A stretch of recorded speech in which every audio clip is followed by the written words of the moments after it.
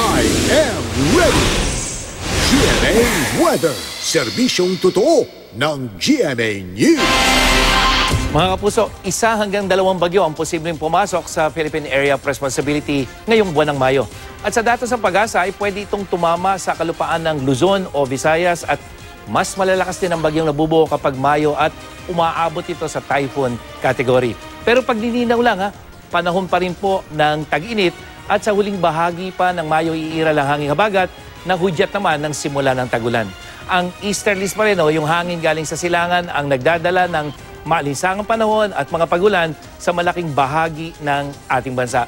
At sa datos ng Metro Weather, maalinsangan sa Metro Manila, bukas po yan, 40 degrees Celsius, pero may tsansa ng ulan pagdating sa tanghali hanggang sa hapon at sa gabi, maaliwalas na ulit mga kapuso. Maging I am ready rin sa mga pagulan sa silangang bahagi ng ating bansa at mga thunderstorms sa hapon, lalo na dyan sa may Northern Luzon at sa halos buong Visayas at Mindanao.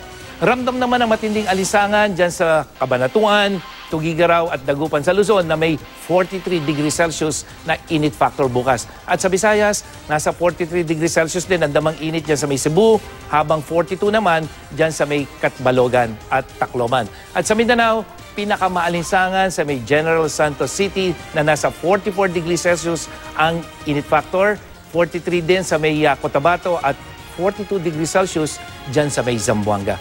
At yan ang latest mula sa GMA Weather. Ako po si Nathaniel Cruz. Magplano para sigurado. I am ready. Serbisyong totoo ng GMA News.